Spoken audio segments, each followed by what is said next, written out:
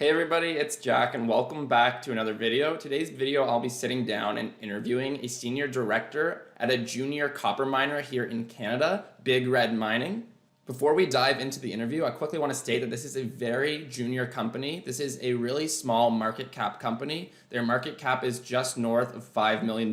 So this is a very, very small company. The company is still in the early exploration stages, so it's an opportunity to get in super early. And the senior director will actually mention this, and he'll talk about how it's kind of like looking for home run opportunities. You might get up to bat a couple times, strike out, but once you hit that home run, it actually makes up for all the other opportunities. So it's definitely a riskier investment and very speculative. So make sure to keep that in mind when you're watching this video. But the senior director will talk about why he thinks this opportunity with Big Red Mining is a home run. I thought this would be a really informative and interesting interview, as Big Red does have preliminary drilling results coming out in the next week or two that could kind of influence the stock price. If they come out positive, the stock could go up. If it comes back negative, then of course the stock could go down. So it's definitely some information coming out in the next few weeks. Big Red Mining currently trades on the Canadian stock market under the ticker symbol RED, RED, and it currently trades around 19 cents Canadian at the time of filming this video. So again, this is very much a micro cap company. And if we look at how it's been trading over the past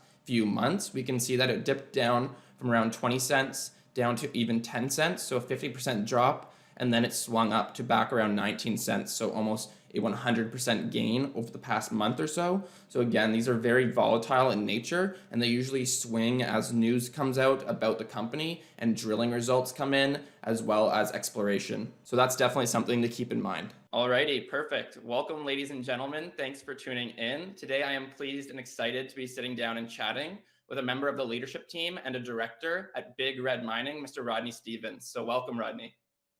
Thanks, Jack. Good to see you. Pleasure to have you. Thanks for having me. So starting it off, I like to, take a big picture. Maybe you can just give a brief overview of who Big Red Mining is as a company and high level, what's your business model, maybe for anyone who's first hearing about you guys for the first time.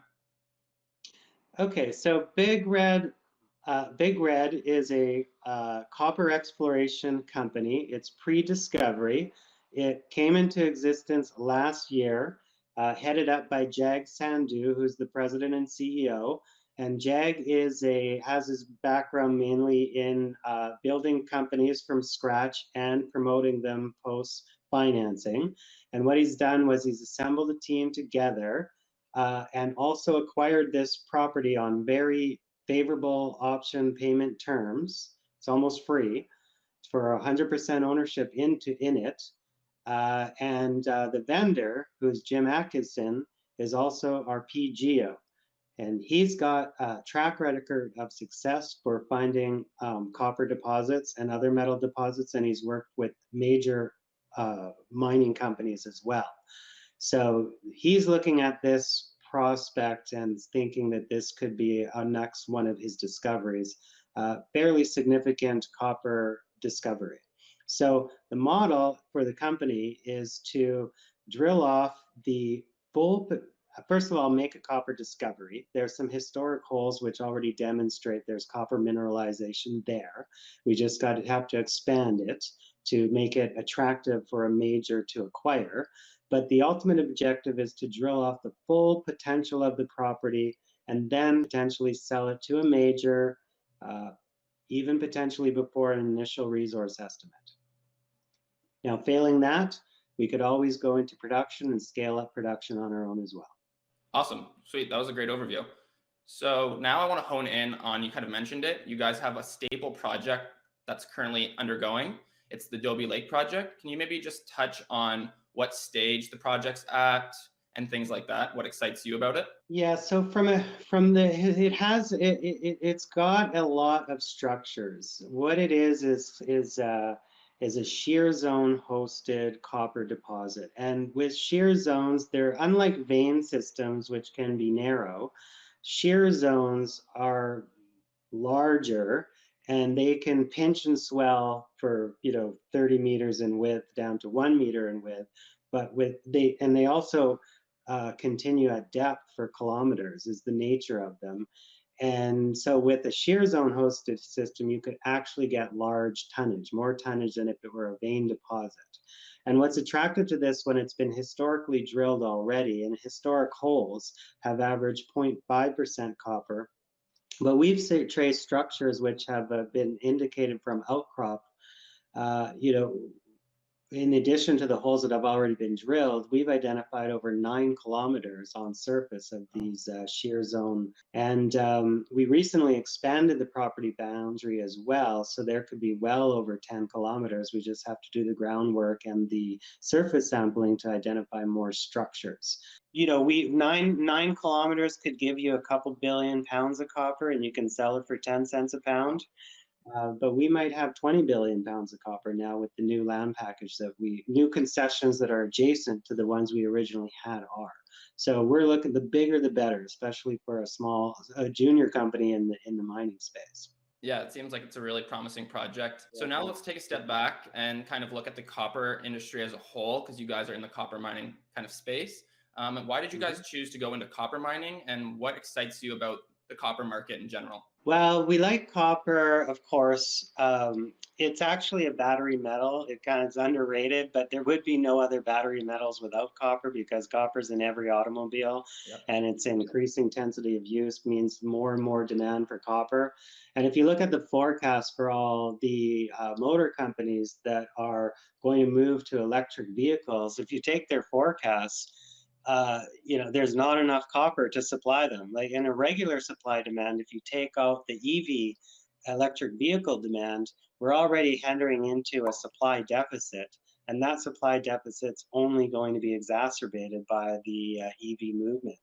So, you know, right now copper's rallied mainly due to supply constraints due to COVID, and it's hanging in there as well. But then even after COVID, you know, let's say it does loosen up, supply chains free up as well, then we're heading into like more of being in a supply deficit for the copper market, and that's only going to be exacerbated. So longer term, we're bullish on copper for, you know, over the next 10 years or so. Yeah, I think it's like you said, the shift towards renewables and EVs, there's going to be more and more demand for copper.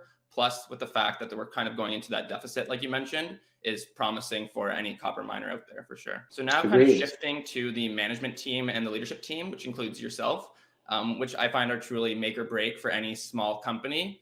Can you maybe just touch on and give the audience a kind of more of a picture into the management team and some of their backgrounds? Yeah, I agree. Management is everything. I think Warren Buffett said, you want management who are intelligent or competent, capable, and honest. But honesty is more important, because if they're dishonest, they'll all be blind, capably. Yeah. So, yeah, management's everything. You can't make a success without them. And you do want to back a management team that is, you know, candid with shareholders and put shareholders' interest first. And part of that is that management is structured in the deal as well. So Jag Sandhu is the president. He put the deal together, and he's the largest shareholder. There's 25 million shares outstanding, and we only have a market cap of about 5 million. And he owns the largest chunk of that position. So he's motivated to make a success out of this deal. But also we have a lot of, his background is marketing and financing and corporate development. But we also have 2 big players on the deal as well. As I mentioned him before, Jim Atkinson is our geo, who this results in a discovery coming in the next few weeks when drill hole results are released. He's has a track record of success, which you want to have as part of the management team as well. Like, what have they done before? You know, so he's had major discoveries of deposits in the past in the copper space and base metals as well, but he's also in the gold space, but he's worked for major companies.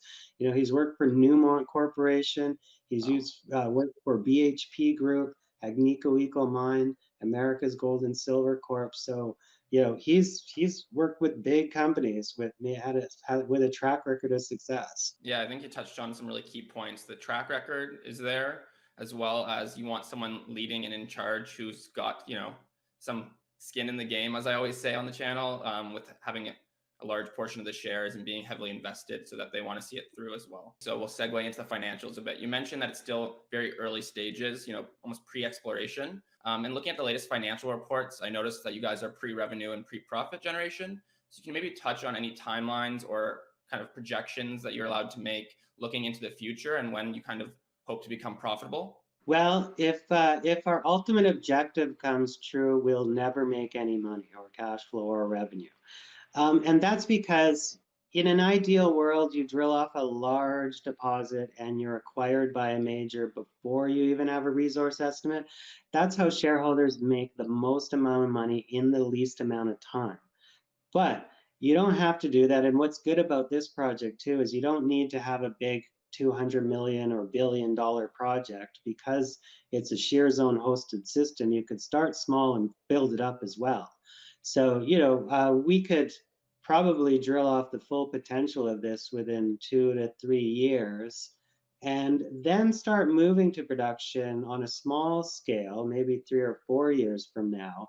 And we'll go into production and get cash flow and grow cash flow as it goes. But we're thinking, ideally, even before we get there, we might be attractive enough to be acquired. And then the major will bring us into production. Okay, yeah, that's a really cool kind of strategy, almost like a proof of concept and then hopefully getting acquired. So I guess that kind of segues into my next question as well. Is this overall growth strategy for the company? Are you guys looking to maybe add on new mining positions, new copper mines to the portfolio? Is it focusing purely on the current Dobie Lake project? What's kind of that 5-year plan? You just touched on it a bit, but can you maybe go a little bit deeper? Well, with the expanded land package, if we have a discovery from this next set of holes that are coming out in the next few weeks, we won't need any other property. The focus, there's a lot of drilling, especially with the expanded land package, and there's so many areas of mineralization that even if these drill holes don't show an economic concentration of mineralization, there's so many zones. This is like having 5 or 10 properties alone in one land package. Yeah. So we've got a lot of opportunities to make a discovery. Hopefully we already have one, but we'll see. Another attractive thing about this property that I think is getting under noticed in the market is our last press release when we showed the expanded land package that we have now, over 2,100 acres.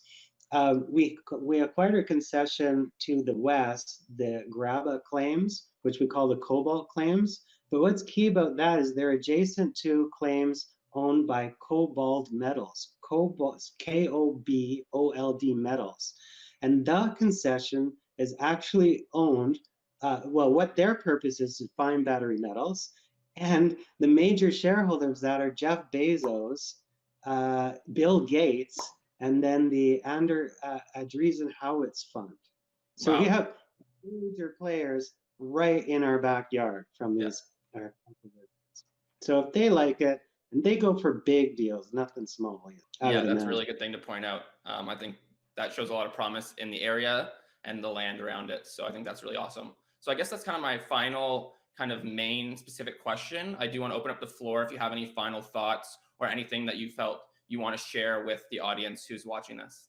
Yeah, well, when you're looking at these kinds of speculations, they are highly speculative. They are punts. In my view of speculation is like you're trying to hit a home run. So you'll swing for a lot of balls. You won't hit them all, but when you do hit one, that home run makes up for all of them. So it is speculative, but we think there's all the ingredients necessary for a home run here. And if you were buying in the market today, it would be pre-discovery. So it's that pre-home run potential. But again, it's also speculative. So don't bet the ranch. Yeah, that's definitely a good key thing to point out and to keep notice of for sure. Yeah. Well, thank you very much, Rodney, for taking the time out of your busy schedule to sit down and chat today. I hope the audience found it very informative and hopefully we'll give it a look over at Big Red. So thank you very much. My pleasure, Jack. So there you have it. There's my interview with Mr. Rodney Stevens, one of the directors on the leadership team with Big Red Mining. I found this interview a lot of fun to do. I hope you guys found it informative and were able to take out some useful information from it. But without further ado, thanks so much for watching. Make sure to hit that like button if you enjoyed and subscribe to the channel. A lot more content coming your way in the future. I'll see you in the next one.